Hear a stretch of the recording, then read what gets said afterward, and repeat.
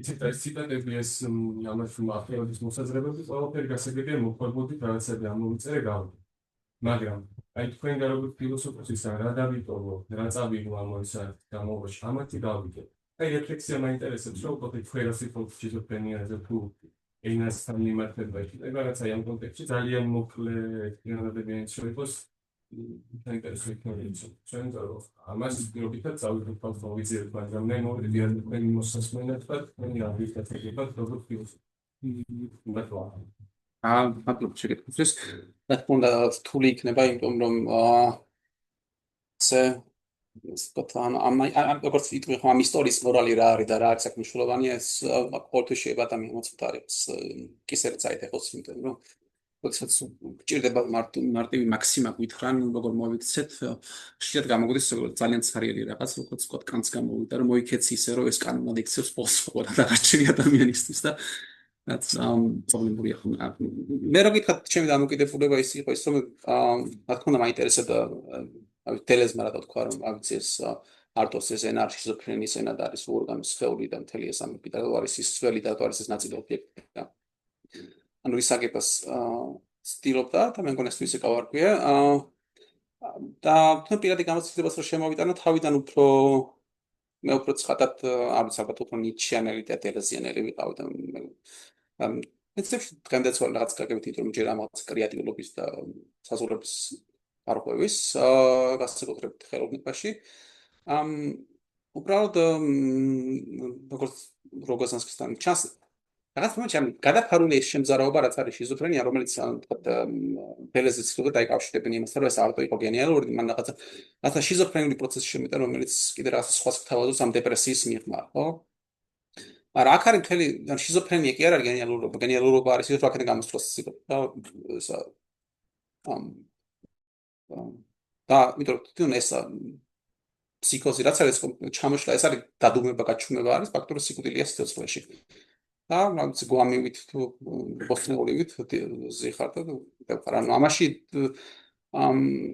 ხმთლად დელეზი ამის რომანტიზაციის არ ცდილობდა მაგრამ ეს რაღაცა პრობლემური მხარეს იწენს იმიტომ რომ ეს შიზოფრენია ვერ იქნება ან დღეს როდესაც გვაქვს ესეთი ძალიან სერიოზული პრობლემა რომ პროპაგანდის ენას ვართ მიერთებული და რაღაცები გვესმის და ყველაფრის გჟერა და ინდა ესე იქნება თუ ისე როგორც მინდა ისე შემოვატრიალება ყველა არტიკულაციას დაუკარგვა თქვენ ვართ რაღაცა სერიოზულ საშიში ზღვარზე როდესაც შეიძლება გვეკონოს რომ რა ვიცი დანაღმულობაზე დავდგარჩება ვერ მივხვდეთ ამიტომ ესეთი რაღაცა თალთ ხელგაშლილობა რაღაცა დელირიუმის მიმართ მე უფრო ეს მეს დამოკიდებულებით ჩამიყარებ და თავშორს დავიჭერდი და ეს მარტივი მაქსიმა ჩემს დაგითხრათ არის ის რომ ამ თავარის კი არ არის ტანჯო და იტანჯების კი არა პოზიტიური ის რომ რაღაც ცდილობდა ეს რაც არის მნიშვნელოვანი ამ ტექსტებში ხო როგორზანსკის ტექსტებში არტოს ტექსტებში არის ეს სინგულარული ეგო რომელიც თავად მე ვარ და თან უყურეთ ანუ მე ამ სამყაროში ბევრი რამ არსებობს ხო მაგრამ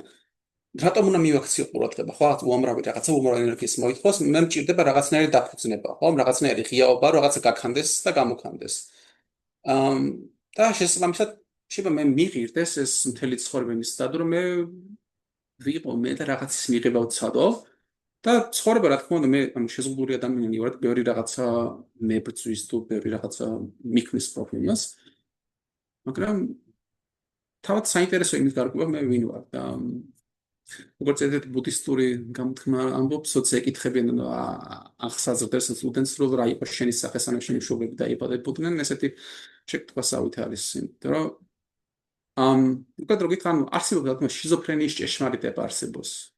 აქ არის ჭეშმარიტება. მე ვარ. მაგრამ ეს მე ვარ არის თან თვითვნება და არის უზარმაზარი ტანჯვა, რომელიც შეიძლება ვერ აიტანო. იყო წმინდა ცხეული ატო გამოდის. ხოთი ბევრი ვილაპარაკე მაინც ფილოსოფოსები ამისთვის ბევრი მე კლინიკური რაღაც ჩანიშნა გავაკეთე როცა გისმენდი. კი ბატონო, შეიძლება განვიხილოთ მეც ჩემ აზრს. ჩემი აზრი კი არ არის, უბრალოდ ჩემი ასოციაციები ანუ აი ეს დელოზის და არტოს გამოთქმა სხეული ორგანოების გარეშე ძალიან გვაგონებს ჩვენ კოტარის სინდრომს. კოტარის სინდრომი არის გამიგია ახ შემახსენებ. კი ანუ ფსიქიატრიაში ეს არის მელანქოლიის ყველაზე მძიმე ფორმა ტერმინალური ფორმა, როდესაც სუბიექტს აქვს ესეთი ორი სიმპტომი, ძირითადი პათოგნომიური ნიშანი არის, რომ სხეულის უზარმაზარობა, ენორმარი უზარმაზარი, რომ ჩემი სხეული აბსოლუტურად ისეთივე დიდია, ისეთივე უსაზღვროა, როგორც მთლიანად სამყარო. ანუ ფაქტიურად ეს არის ფსიქოზის ფორმა, მელანქოლიური ფსიქოზი, სადაც ჩვენ ხვდება ძიმე დეპრესიასთან ერთად, რა თქმა უნდა, მხოლოდ ერთადერთი ფორმა ბოდვის, ერთადერთი, ანუ ეს არ არის შიზოფრენული ბოდვა თავისი მრავალფეროვნებთან, პარანოიული ბოდვა, პერსეკუციებით და შემდეგ, ანუ ერთადერთი ბოდვა, სადაც სუბიექტი ამბობს, რომ მას არ გააჩნია სხეული და ეს ხშირად იწყება ორგანოების არ ქონით. ანუ მე აღარა მაქვს გული, მე აღარა მაქვს ღვიძლი, არ მაქვს სხული და შემდეგ საბოლოო ჯამში სხეული კარგავს ყოველგვარ საზღვრებს და როცა კოტარის სინდრომის მქონე პაციენტთან ფსიქიატრი როგორ? ისი? პოპის. მათ შორის კი პობა კი ესეც არის, მაგრამ ამ შემთხვევაში სხეულის პობას მყარობიებს და ამიტომ ეს ძალიან გვაგონს, როცა შედიხარ ოთახში, სუბიექტს აგანს, რომ იჭრები მთლიანად მის სხეულში, ანუ ყოველი მოძრაობა ხდება. კიდე რისი შემეშავნიშნა უკვე კოტარის სინდრომზე, ანუ მე მადლობა რომ შემახსენეთ, არ მახსოვდა მართლა. ორი რაღაც შემიძლია შევნიშნო. ერთი ის, რომ მითებში რაც არის პრიმორდიალური სხეული, რომელიც არის უზარმაზარი და რომელისგანაც იქნება მთელი სამყარო, ანუ მნიშვნელოვანია რაღაცა მთებს და მითებში ეს პრიმორდიალური სხეული, დევი, ტიტანები და ასე შემდეგ, სხვა არაფერია თუ არა ჩვილი ბავშვის სხეული, რომელიც როგორც სიზმარში მითებში, ფანტაზმებში და სიზმრებში საკუთარ საპირისპიროდ გადაიქცევა, ხო? მაგალითად, სიზმარში ჩვენ გვესიზმრება, რომ ხედავთ უზარმაზარი ზომის სახლს, გიგანტურს. ეს გიგანტიზმი დაკავშირებული არის პატარაობასთან, ძალიან ადრეულ ასაკთან, როცა ბავშვს მართლა ზრდასრული სხეული და ძალიან ბევრი ობიექტი ერჩვენება როგორც გიგანტური, მაგალითად, დევი, ხო? დევი ვინ არის? დევი არის პატარა ბავშვი. ძალიან პატარა ბავშვი ხო, რომელიც ამიტომ არ ქართულ მითოლოგიაში ყოველთვის დედასთან ერთად, ხო? დევის გმირი მაგალითად ასფურცელა მიდის და ქალი დამალავს, ეს ქალი არის დევის დედა. და დევს უნდა ეუბნება, რომ აი მე ვეთქვი, ჩემს შვილს რომ შენ არ შეგჭამოს. ანუ ეს არის ორალური ეტაპი განვითარების, სადაც ყოვლისშემძლეობის განცდა, მეგალომანიური კომპონენტი, პირველადი ნარციციზმი, რომელიც და მაგიური აზროვნება ბავშვობისთვის დამახასიათებელი, მე გადამახდა ერთ-ერთი ვერსია. ანუ კიდე მქონდა რაღაცა ესე იგი. მაშინ უბრალოდ იმას ვიტყვი, რომ თუ ეს ცოტა კიდე სხვა რაღაც არის ეს პრიმორდიალური სხეული. ამ პრინციპში ლიტერატურაში მეგონი არ შემიძლია რომ ვიღაცას კოტარის სხეული ახსენებინოს ამ სხეულთან მიმართებაში. თუმცა შეიძლება იყოს სადღაც. არა, მე გამახსენდა უბრალოდ, რომ შეიძლება გამოვიჩერო. კითხვას დავსვათ, მაგრამ გადახვალთ. დეა. ეს კომენტარზე. მე უფრო პრაგმატული კითხვა მექნება, როგორც კლინიცისტს, რაც მაინტერესებსა. ქრონოლოგიურად თქვა არტოს ნაწერები, ხო, რასთან ჰქონდა ნორმატო თქვა, რაც გაქვთ დამოწმებული. ხო არის რომ ეპიზოდებს ემთხვევა, ფსიქოზურ ეპიზოდებს ემთხვევა, თქვა კონკრეტული ნაწერი და конкретული ნაწერი. მგონი არა აუცილებლად, იმიტომ რომ სულ წერდა, სულ შემოქმედებით. ხო, რაპმანი იყო, რაღაც ნაწერები ხდება. ფსიქიატრიულ საავადმყოფოში 6 ერთ-ერთ შემთხვევაში რომ გაატარა 1 წელი 406 ვეული ქონდა გავსი. 406 მაგას გულის ხო, რაღაცა მანამ დაიწყებოდა მისი კლინიკური მკურნალობა. მანამდე როგორი იყო მისიენა და თქვა ამის შემდეგ როგორ ხდება მისიენა, ეს საინტერესოა. ესეთი მარტივი რაღაც შემდეგითად არტო ალბათ როგორც უწოდეს რაღაცა ესეთი მითების ქონდა ფიალება და ეს რაღაც მომენტში სისასტიკის თეატრიც უნდა ყოფილიყო მითების ხალხალი დატკბო და კიდე რაღაცა მთელი ალქიმია და ეზოთერიზმი იყო იქ. მაგრამ ეს ქმნიდა რაღაც ამაც გრანდიოზულობას, პრობლემულობას, რაღაცა ეს ხელშესახებ პრობლემებში რაც გააქვს, ის აღარ ჩანს, იმიტომ რაღაცა გრანდიოზულობაში გადაიბაროს. შეიძლება თქვა რომ რა კი ეს ცოტა არასწორი მიმართულებით წავიდა, მოგვიანებით მის ვეღარ იყო დაცული იმისგან, რომ ჩავარდნილი იყო ამ ფსიქოზის ხვრელში, ხო, ამ გაუჩინარებაში. და გაუჩინარება ის არის, რომ ის არაფერს არ აკეთებდა, ანუ რა ვიცი, იდო. და ძალიან ძიმე სიტუაციაში. ლაკანისთვის არ თუ არის შემთხვევა, როდესაც რა ხდება ფსიქოზის დრო სიმბოლურის რეგისტრი არის ჩამოშლილი. მამის ფუნქცია განიცდის, მამის სახელი განიცდის ფორკლუზია, სიმბოლური რეგისტრი არის ჩამოშლილი. ამიტომ სუბიექტს ჭირდება ის, რასაც ლაკანი უწოდებს სუპლეანს. სუპლეანს შეიძლება ვთარგმნოთ როგორც საყრდენი, აი მაგალითად როდესაც რაღაცა სახლი ჩამონგრევის პირას არის და ერთ ბურჯს რაღაცა შეუყუდებენ, ან გარკვეულ პროტეზს, იმ შემთხვევაში თუ რომელიმე ორგანო ვერ ფუნქციონირებს, მე მაქვს სუპლიანს, რომლითაც და ეს სუპლიანს შეიძლება იყოს გატაცება, შეიძლება იყოს უკიდურესად ძლიერი ინტერესი რაღაცის მიმართ და ძირითად შემთხვევებში და მათთან ვისაც აქვს შემოქმედებითი პოტენციალი და წერის ნიჭი, ცხადია და ამას ამ სუპლიანსის ფუნქციას საკუთარ თავზე იღებს წერის აქტი თვითონ. წერის აქტი, ექიჭვი ამულად, ხო, რომელიც ნიშნავს თვითონ წერის აქტს. რატომ? იმიტომ რომ წერა გულისხმობს სიმბოლურთან ყველაზე ახლოს ურთიერთობაში ყოფნას, იმიტომ რომ ენა არის განსახიერება, იდეალური განსახიერება სიმბოლური რეგისტრის და წერის აქტი ნიშნავს იმას, რომ იქ სადაც მე ვერ მოვახდინე სუბიექტივაცია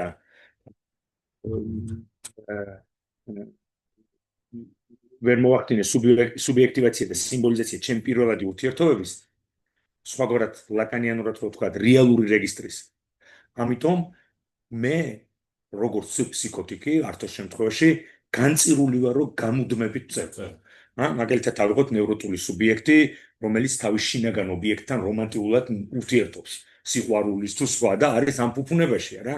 მისთვის წერა სხვა არაფერია თუ არა მეტაფორიზაცია რაღაცის, რომლის კატასტროფულ და გადაუდებელ აუცილებლობაში ის არის მყოფება. მაშინ როცა ფსიქოტიკის სუბიექტი არის სუბიექტი, რომელიც მუდმივად წერს იმისთვის, რომ ნებისმიერი შეჩერება წერის, ანუ ამ სიმბოლიზაციის მანქანის, ნებისმიერი შეჩერება, მომენტალური შეჩერება აღებს უფსკრულს, რომელშიც მე ვარდები. რატომ? იმიტომ რომ ჩემთან მამა არ მუშაობს, სიმბოლური რეგისტრი არ მუშაობს, შესაბამისად მე მუდმივად უნდა ვიყო ჩამოკიდებული სიმბოლიზაციის აქტს 24 საათიან რეჟიმში, წყალებში ვამბობ ახლა.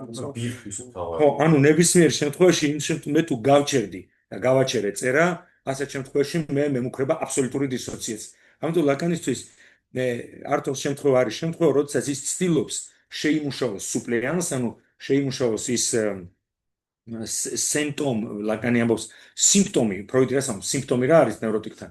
სიმპტომი არის ფსიქიკური კონფლიქტის შედეგად წარმოქმნილი კომპრომისული ფორმაცია, რომელიც მე მიცავს იმისთვის, რომ ვიცხოვრო სიმპტომით, უფრო უკეთესად, ვიდრე სიმპტომის გარეშე ვიცხოვრებდი რაღაცა მძიმე, უფრო მძიმე ფსიქოპათოლოგიაში.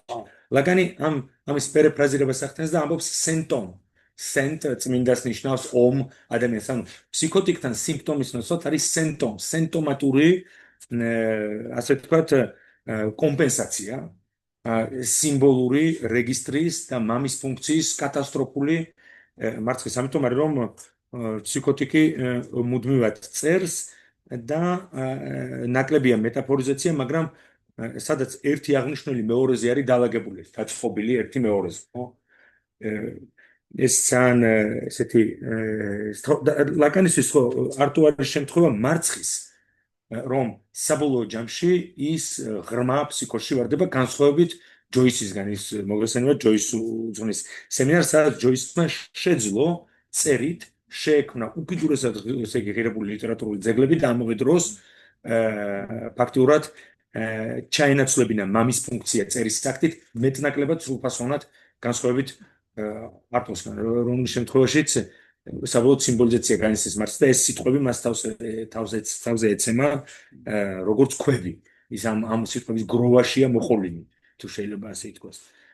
და გამოვიცოთ ფსიქოლოგიური ნივთიერებები და დამოკიდებული რა თქმა უნდა, პრობლემები, რომელიც იმ მომენტში დანდროს რომ სუბუქებდა და იმ შემთხვევაში შეეძლებს თვითონ მაპაუცირებელი წარმოდგა ესეც დასაქმებული ფაქტი. რა თქმა უნდა, ასევე ფსიქოლოგიური ნივთიერებები შეიძლება განვიხილოთ ცნობიერების შეცვლილ მომარებათა ფლუგიერთ ადამიანებში და ფაქტ შეიძლება გარკვეული ხედები შეცვლილ ხოლ ადამიანების უნდაც ფორდი კოკაინის იგლოდა ხო და მისი პროს ახალი ამბავი არ არის პორტფელიო და ასე ტანკის მომენტში გამოყენება და ფასტ ადამიანში შეიძლება ფსიქოლოგი გამოიწვია თუ კოორდინატულად კონდა მიძებნებები და ამ ფსიქოზის ყოფილიყო კი, მაგრამ ასე ვთქვათ და ერთნახევით ამ ფსიქოაქტიური ნივთიერებების როლზე, მაგრამ მაინც როცა ფსიქოზი გამოწვეულია ესე იგი ნერვული სისტემის ინტოქსიკაციით, ანუ ინდუცირებული არის ფსიქოზი, ასეთ შემთხვევაში შეიძლება ამ რა თქმა უნდა გამოიწვიოს ცუდი გართულებები, მაგრამ თუ კი სუბიექტს არ აქვს ფსიქოტური სტრუქტურა, ის მეტნაკლებად უბრუნდება, ესე იგი, ფსიქიკური ცხოლქმედების ნორმალურ ან ნევროტულ რეჟიმს. მაგრამ თავად ფსიქოტური ნივთიერება შეიძლება იყოს ფსიქოზის ჩამრთველი ფაქტორი ფსიქოტური სტრუქტურის მქონე სუბიექტთან. ამიტომ არის რომ მაგალითად იგივე კანაბისი ხო მოსაწევი თქვათ როგორც ფსიქოტიკ ისევე ნევროტულად ორგანიზებულ სუბიექტთან შეიძლება იწოდეს პანიკას, დეპერსონალიზაციას, დერეალიზაციას და შემდეგ, მაგრამ ერთი მეტნაკლები დანაკარგებით, მაგრამ საბოლოო ჯამში გამოდის ამ მდგომარეობიდან, მეორე ანვითარებს ფსიქოზს და რჩება ფსიქოზში.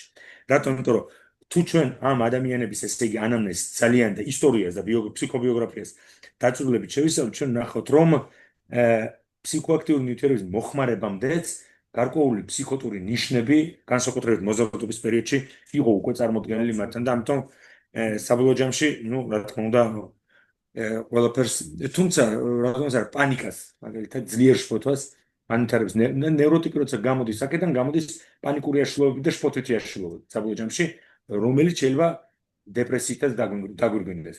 ანალოგია სცენარით ჰქონდა ანალოგიური ან ბევრს შემთხვევაში ჰქონდა ხელოვანი. ზოგადად იცით რა მარტო ხელოვანზე არ არის რომ ისინი მოიხმარენ საქმე იმაში რომ ფსიქიკური ტანჯვა იმდენად გაუსაძლისია რომ სუბიექტი ეძებს ნებისმიერ შესაძლებლობას იმისთვის რომ შეამსუბუქოს ეს თავიდან ხო ოპიოიდებს იღებდა რაც შესაბამისად ენდოგენური გამოყოფას ოთხას შევხვიდა. ენდოგენური შესაბამისად შემდეგ უკვე უნდა მიეღო. მაშინ არ იყო ფიტნეს დარბაზები რომ ენდოგენურ პიატებზე ემუშავა ხა? ანტონი ნარტოს იოგაზე არ ატარებდა. იოგაზე. ველოსიპედები გიგა და გიგლა და ველოსიპედები თქო. ველოსიპედი რა. მაგაზე სემინარი უნდა დავნიშნულენ. აუცილებლად უნდა ჩავაკვეხო რომ არა მხოლოდ წერა, უფრო იშვიათი არის ალბათ წერით შებმული სხეული, ვიდრე სიმბოლოებით და აი მანდ უკვე არტ-თერაპია მართლა არის შეუცვლელი.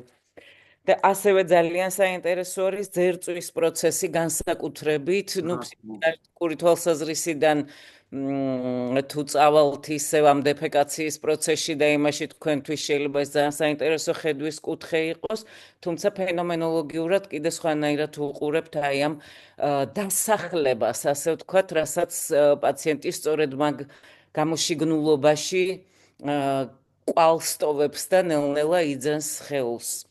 ძალიან საინტერესო იყო გიგლა, დიდი მადლობა.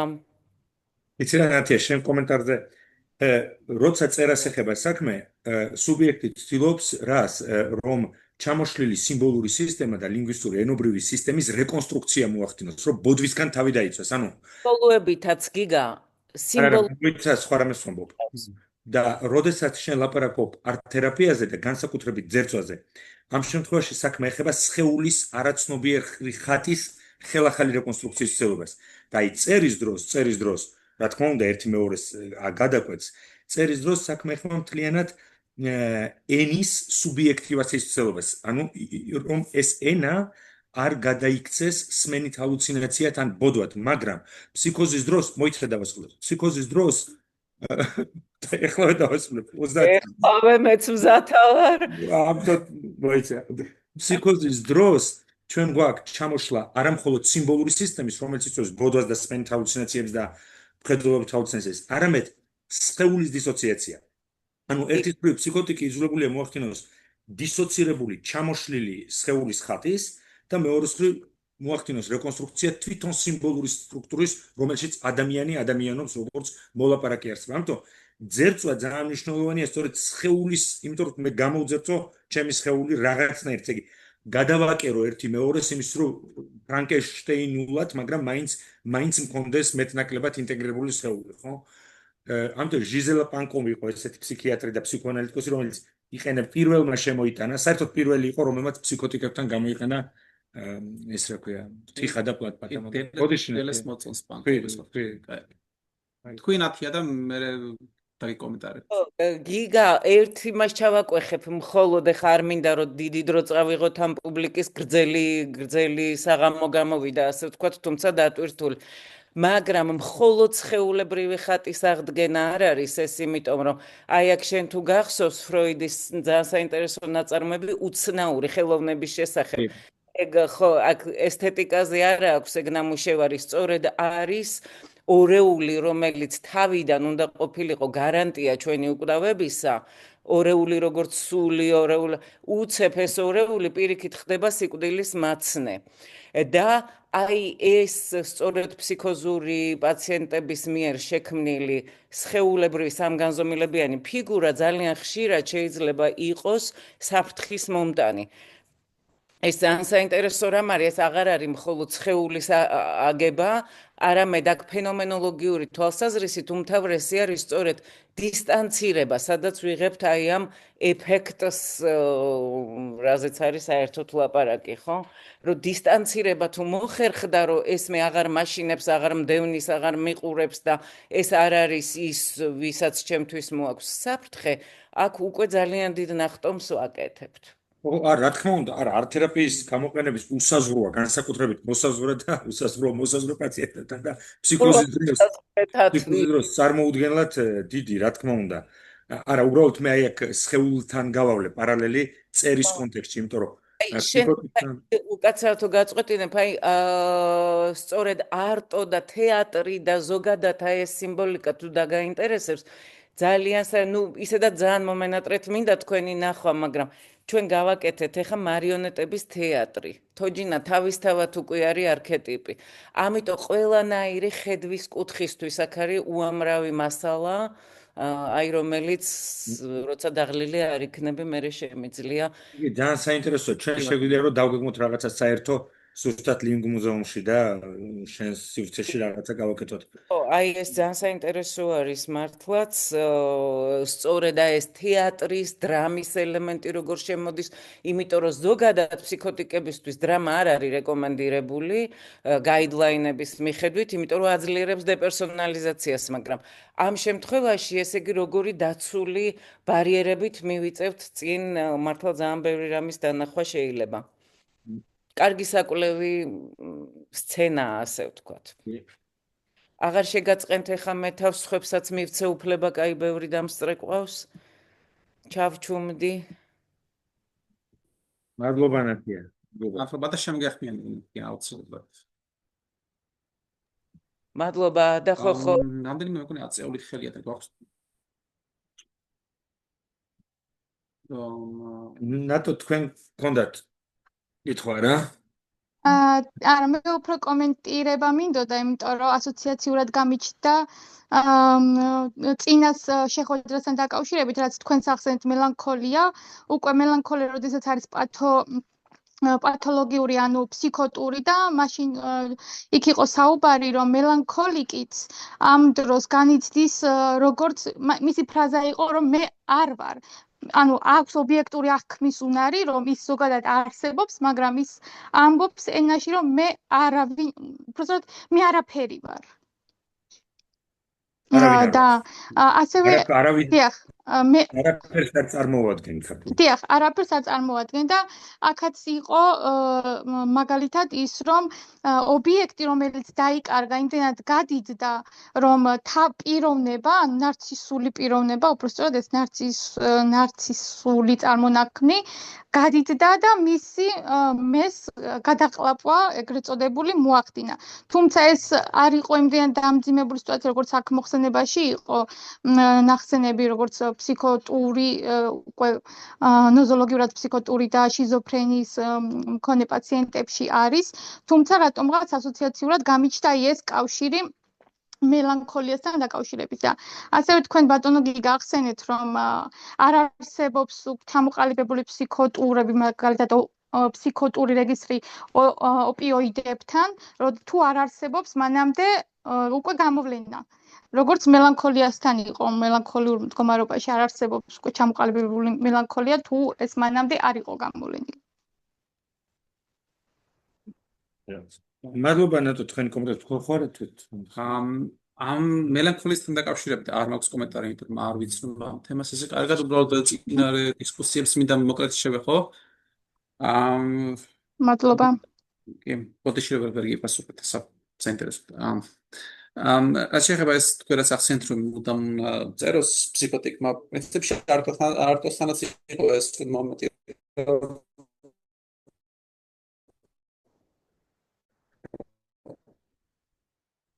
ის შე담და სიმაღლეზე განწერა მეორე დღეს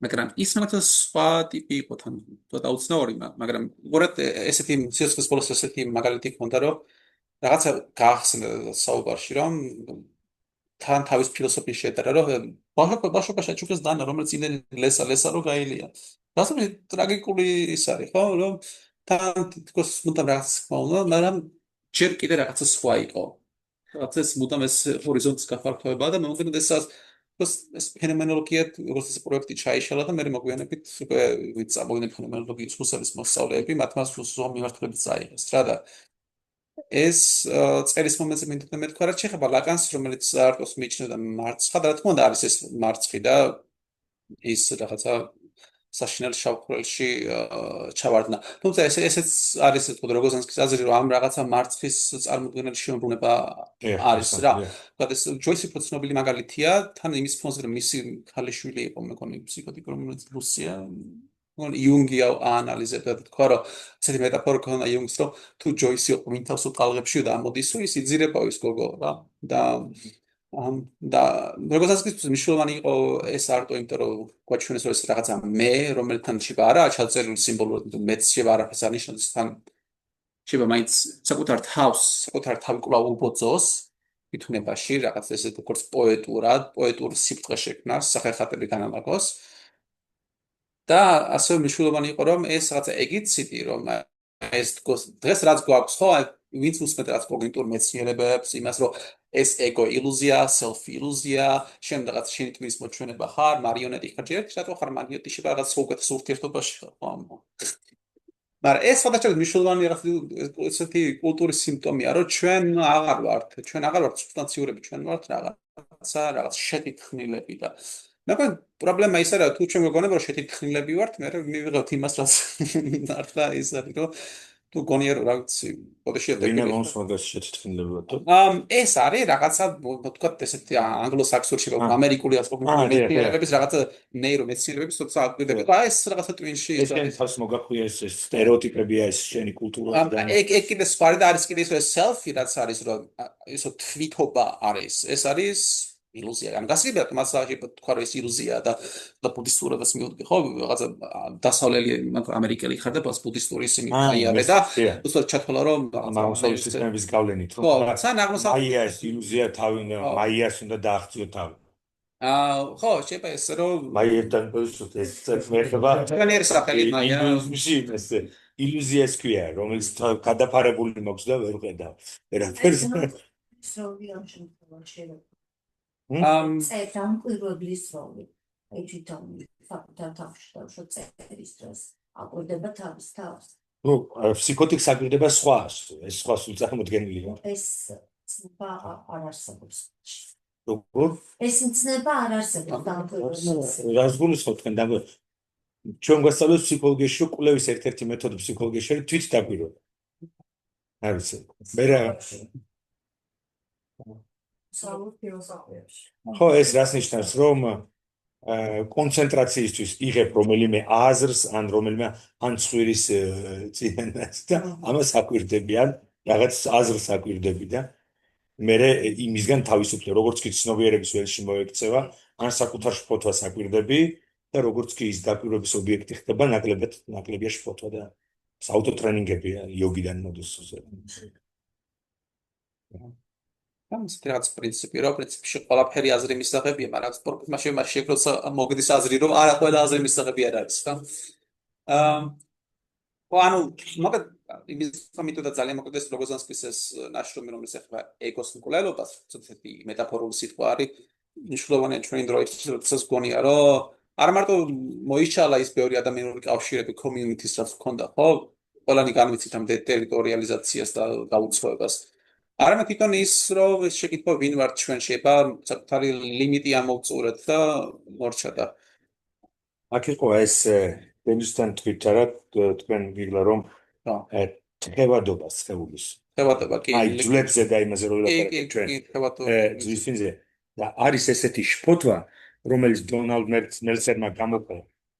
მელცერმა გამოყო ესეთი მან დაარქვა აუტისტებთან angoisse de liquéfaction.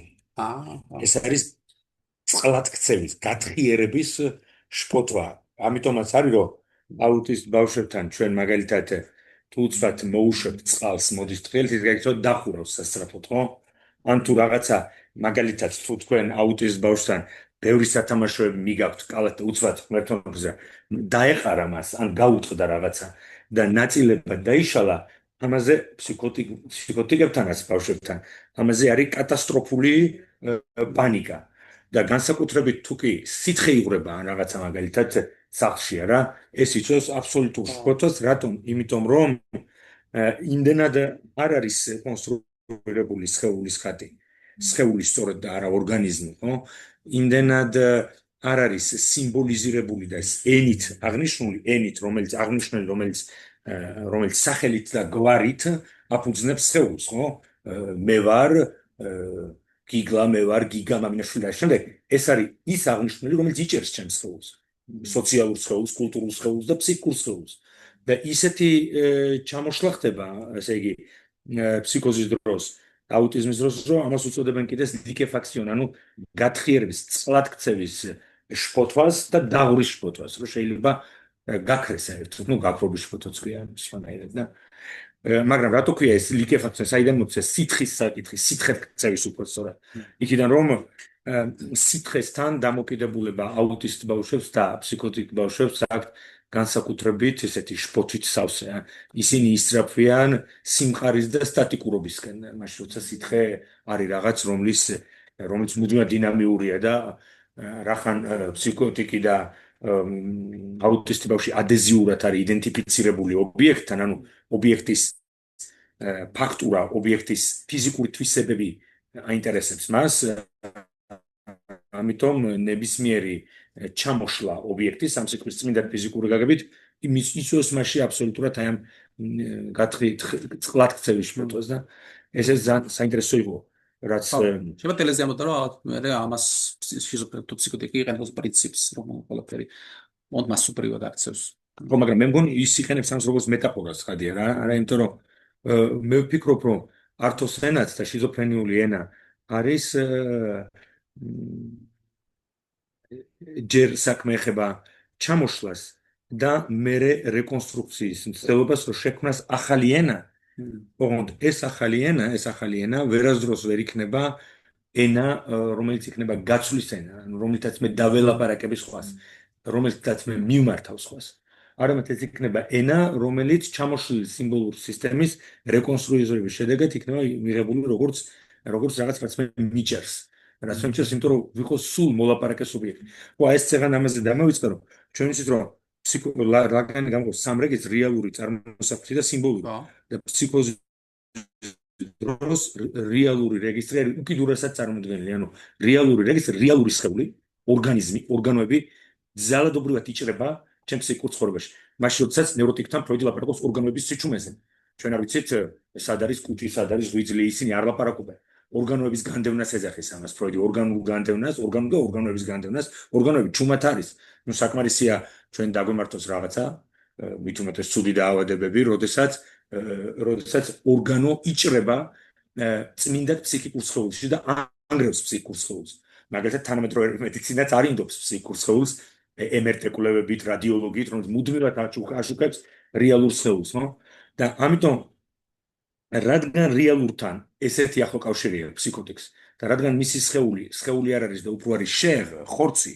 ან სხვაგვარად ორგანიზმი წარმოუდგენელი საზღვრებაა რეალურად კლინიკურ სხვა სიტყვას ვერ გამოიყენებ კლინიკურ გამოცდილებაში ფსიქოზის დროს როგორ განიცდის ფსიქოტიკი თავის სხეულს როგორც ხორცს როგორც ორგანიზმს ან როგორც სრულიად დანაწევრებულს მაგალითად საკუთარ ხელს საკუთარ ფეხს როგორც ცალკე და რატომ ამბობ ამას ლაკანი ამბობს რას რომ რეალური არის რეგისტრი რომელიც ხელიდან უსხლტება სიმბოლიზაციას და ამიტომ მე როგორც სუბიექტი მუდმივად ვარ იძულებული რომ დავწერო რეალობა არის რაც არ იწერება, ოღონდ ლოგიკურად მისი ჩაწერა შეუძლებელია, სიმბოლოებით მისი ჩაწერა შეუძლებელია, ამიტომ მე ვარ იზოლებული რომ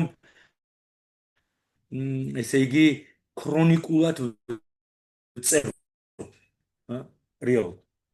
ყველა ჩვენ ასე ვართ, ხო, ყველანი ჩვენ ლაპარაკობთ, ყველას გვჭირდება სიტყვა, როდესაც არის მატრამლირებელი მძიმე მოვლენა ჩვენ სხვას ვეკით, მაგრამ ფსიქოტიკთან რახან რეალურთან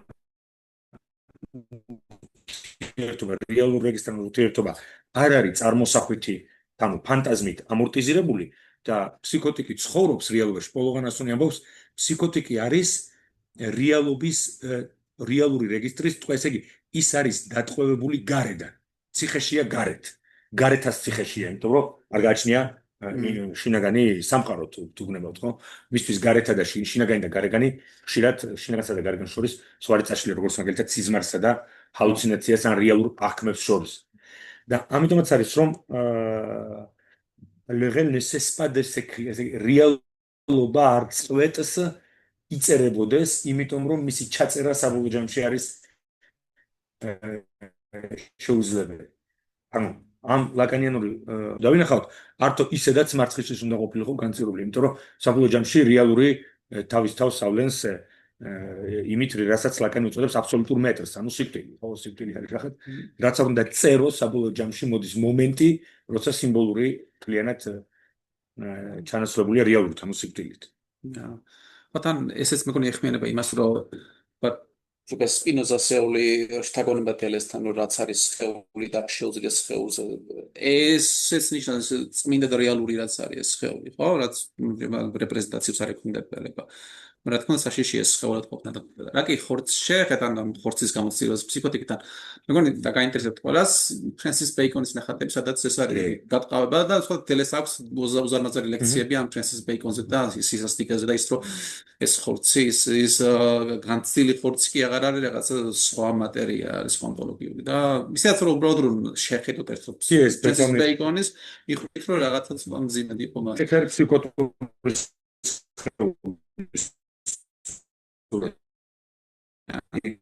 ხელახლა გადაკერებული, ხელახლა და სხვათა შორის აი რაც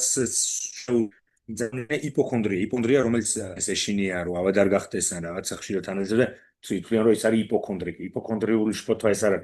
იპოქონდრიული შფოთვა, იპოქონდრია პარანოიის ფორმა, როდესაც თვითონ ორგანო, რომელსაც უჩივის იპოქონდრიკი, ხდება პერსეკუტორი, ანუ დევნილი. ამიტომ იპოქონდრიკი ის კი არ არის, ვინც ამოწმებს ალბათ ხომ არ ვარ შემთხვევით, ვაიმე ალბათ ხო არ ვარ. არამედ ის არის, ვინც დარწმუნებულია, რომ ეს ორგანო არის პრობლემა და ის ორგანო უნდა იყოს რა, ამოკვეთილი, მოშორებული. აუცილებლად ეს არის იპოქონდრია და განსხვავებით კასტრაციული შფოთვებისგან. კასტრაციული შფოთვა, ვაიმე ხო არ მაქვს კანცერი, ვაიმე ხო ეს ხო არ არის ინფარქტი, ეს კასტრაციული და ამიტომ ნევროტიკი როცა მიდის ექიმთან და ეუბნებიან, ყველაფერი კარგად არის და სიხარულით მორბის და ამ ფურცელს აჩვენებს ხან ცოლს, ხან დედას, ხან ყოლე და შეხედე როგორი ჯანმრთელი ვარ, მაგრამ ცოტა ხანი გრძელდება ეს.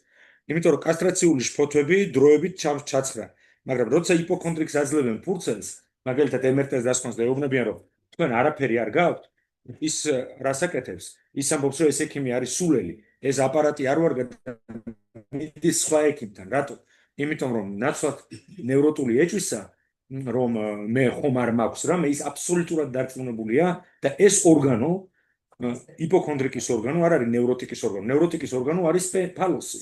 ყველა შემთხვევაში, ხო არ მაქვს კასტრაცია. ანუ ფეხი მტკივა ეს ხო არ არის ანევრიზმა, ეს ტრომბი, თავი მტკივა ხო არ არის ანევრიზმა, გული მტკივა ხომ არ არის ინფარქტი, საბოლოო ჯამში ნიშნავს ხომ არ არის კასტრაცია. კასტრაციის წინაშე ხო ექსპოზირებულია. მაშინ როდესაც იპოქონდრიკის შემთხვევაში ეს ორგანო არ აღნიშნავს ფალოსს, ანუ პენის. ეს ორგანო არის კიდეც ის, რაც არის ორგანო. ანუ ღვიძლი, რომლის ან კუჭი, ან რომლის სხეულის ნაწილი, რომელიც ამოკვეთად სურს მას, ანუ მოშორება. როგორც რეალური სწორედ და არა სიმბოლური, იმიტომ რომ ნევროზის დროს თავი მტკივა და ეს ხომ არ არის, ანუ სიმბოლურია, ანუ კასტრაცია ხომ არ არის, სიმბოლური კასტრაცია საქმეა. ამიტომაც არის, რომ აი ფსიქოზის კლინიკა არის იპოქონდრიის კლინიკა არის ფსიქოზის კლინიკა და ისე უკავშირდება სხეულს, ოღონდ არა ფსიქიკურ სხეულს მარკირებულს ენით და სიმბოლური რეგისტრით და კასტრაციით, არამედ ესე იგი რეალურ სხეულს. ანუ ორგანიზმს. კი ბატონო. იმიტომ სურს ეპოკონტროლს, რომ გახსნას სხეული, გახსნას და ამოიგლიჯოს ორგანო, რომელიც დევნის მას.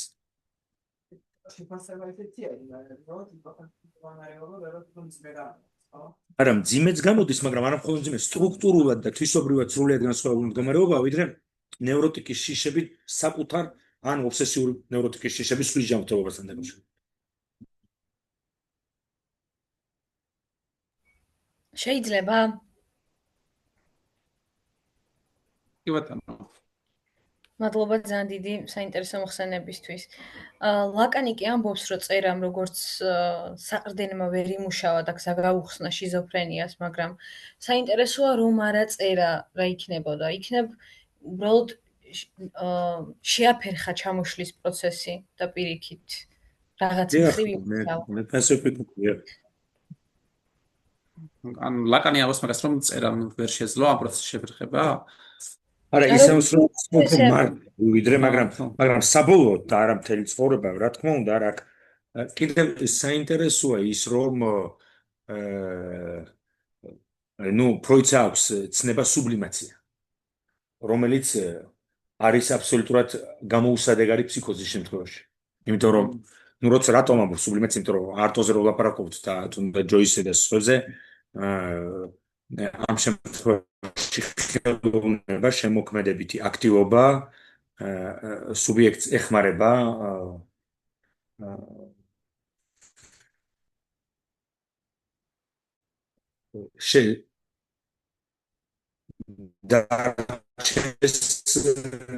ნაწილი, როდესაც უნდა იყოს განდევნა, ანუ არაცნობიერი უნდა იყოს დაფუძნებული, ხოლო სუბლიმაცია არის მხოლოდ და მხოლოდ ესე იგი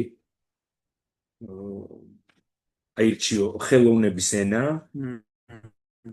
იმისთვის, რომ განსხვავებულად თქვა ის, რაც არ დაკნა და ყველაფერი. მაშინ როცა ფსიქოზის დროს განდევნა არ აქვს. ამიტომ არის რომ ხშირად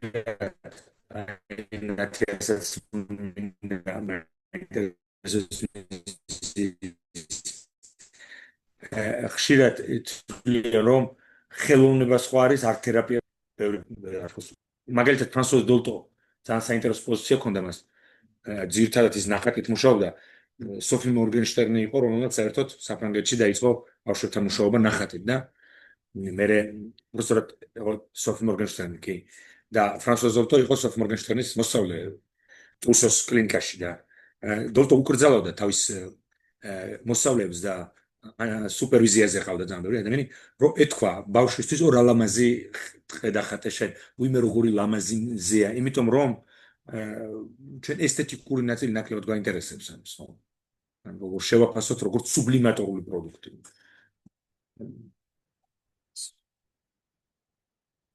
ამიტომ რო არტოს ალბათ ლიტერატურები, თეატრის სპეციალისტები განიხილავენ სულ განსხვავებული რაკურსის და ფსიქოანალიზის საინტერესო წყარა.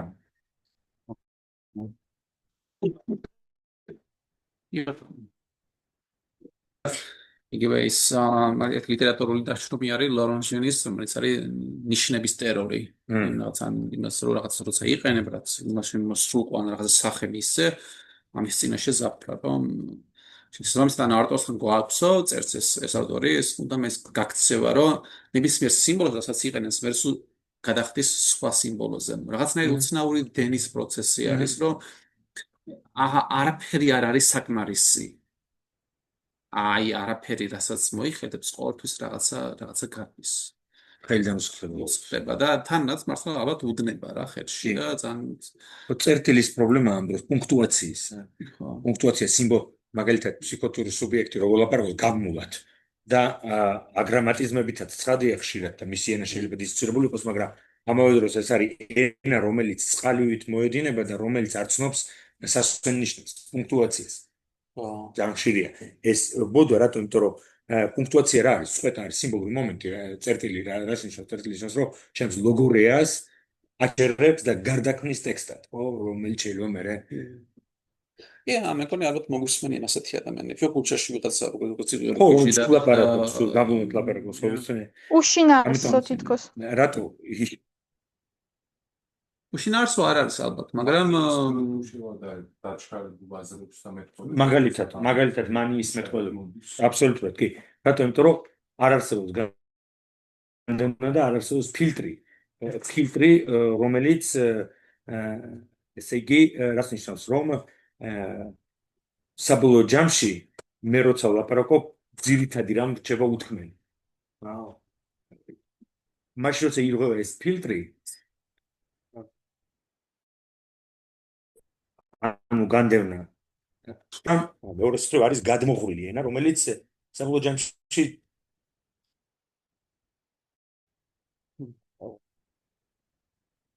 კონცეპტებით აღარ ოპერირებს. ეს აღარ არის კონცეპტუალური აზროვნება.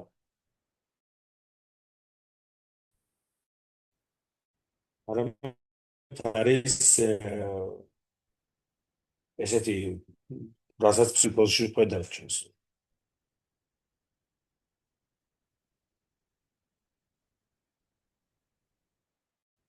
კარგი, დავასრულოთ დღეს. თუ ხომ არ არის კიდევ რა მოკითხვა?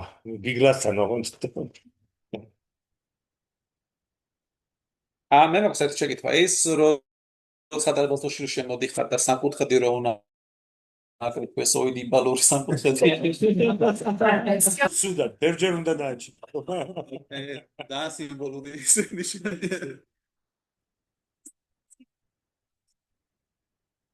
სადე რამდენაირი სამკუთხედი და მე რომ რაღაცა მგანია და ანუ